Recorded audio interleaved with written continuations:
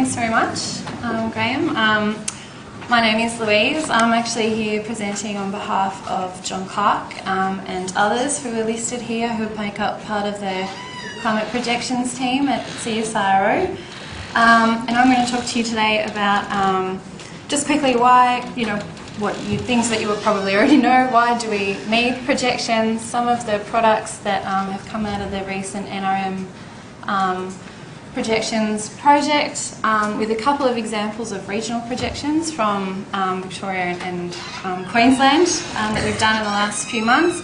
And then I'm going to talk really quickly about some of the challenges, the communication challenges that we face when we're trying to convey what is essentially very complex information. So, what are climate projections? Well, one definition is that they are scientifically informed views of plausible future climates given certain assumptions. And really the projections sit at the nexus of science, policy and decision making. We use projections to raise awareness and stimulate discussion, such as around impacts of climate change. They're essential for planning and also for motivating emissions mitigation. And in the environmental decision-making, policy and management space, we measure the success of our projections, so how useful they are, by their value as products which have credibility, saliency and legitimacy. So really it's, projections are the science plus the application, and it's the communication of these assumptions and things which is a communication challenge for us. So, a cautionary tale. At a city planning conference in 1894, city planners projected that by 1950s, London streets would be 9 feet deep in horse manure. Okay? They were ignoring, when they were making this projection, thresholds and transformative change.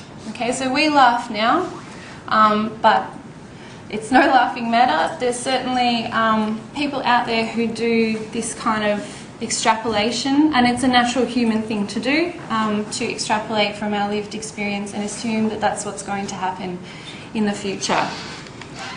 So why do we think that it's valid to do climate projections? Well, projections are based on scientific understanding, not just extrapolation. So we do account for these important thresholds. As we learn more about our ecosystems and environment, we can identify the key thresholds for them.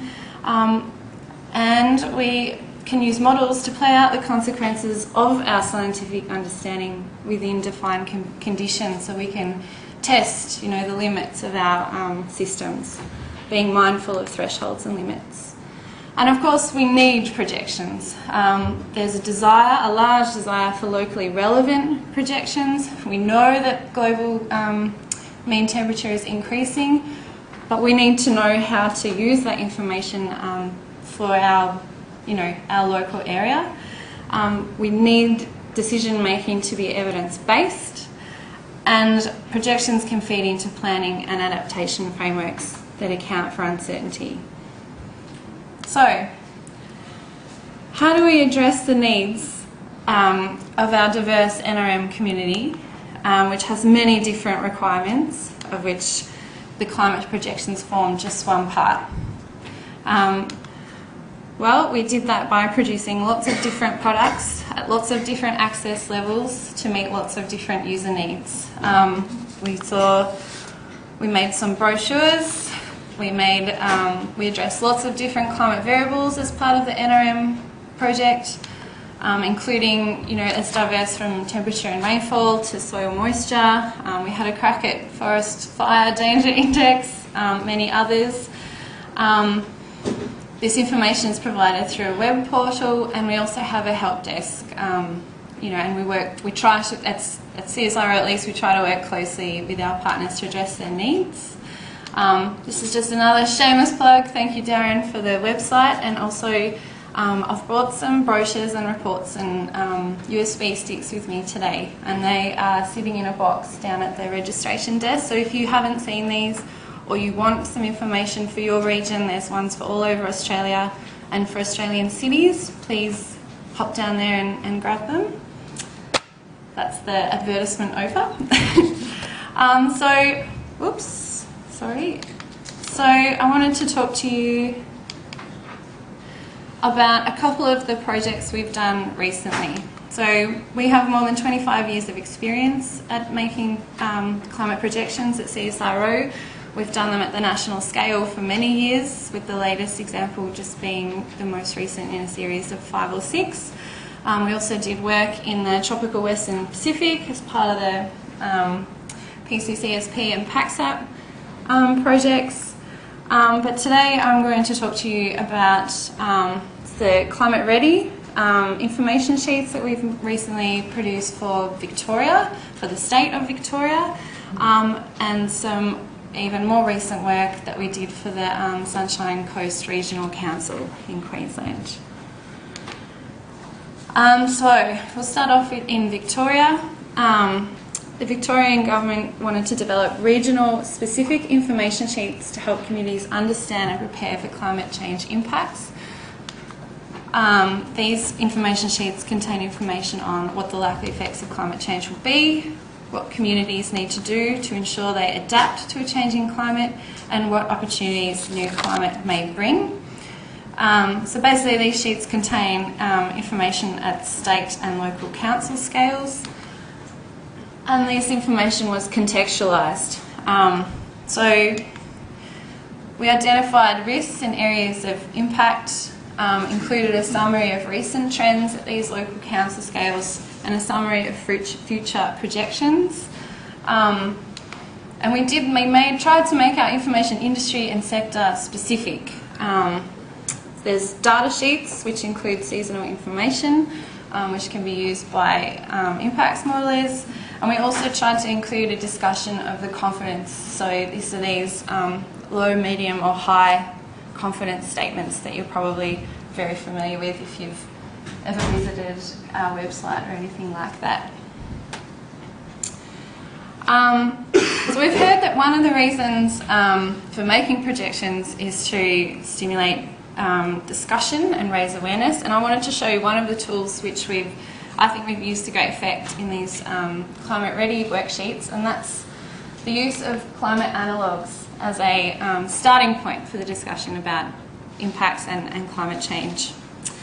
So a climate analogue is when you have a look at the place where you are now, you define some parameters around the future climate change. So you might say, what happens if we do see 2 degrees of warming and we see a 20% reduction in rainfall? What is a town in Australia now that has a climate that my town might have in the future? So we did this for Melbourne, and in the Climate Ready reports there's a sentence that says in 2050, so the middle of this century, under high emissions scenario, which is, for those of you who don't know, we refer to the Representative Concentration Pathway, or RCP 8.5 as the high emissions scenario. The climate of Melbourne will be more like Adelaide now. So that's something for us Melburnians to look forward to perhaps, but we also did this for other regional centres in Victoria. Probably the most drastic one there would be Benalla and Wangaratta, projected to have climate more like Dubbo by the middle of the century. And you can do this too. We did this using our climate analogues tool, which is on the website. You can go and have a play with it. There's a plethora of information about what to do.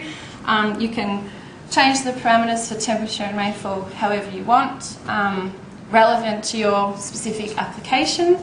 And you can also use, I won't go into it, but it's a really good tool to have a play with, and it's a highly effective communication tool, particularly if you're want something very high level, if you're having policy discussions or community engagement. It's really effective to be able to say, it's hard to imagine 2 degrees, it'd be nice if it was 2 degrees warmer, right? If you can present to your community or to your audience, a nice analogue of what it might be, it's much easier to relate to. So good, in fact, that the Sydney Morning Herald made their own version of this tool, which is even simpler.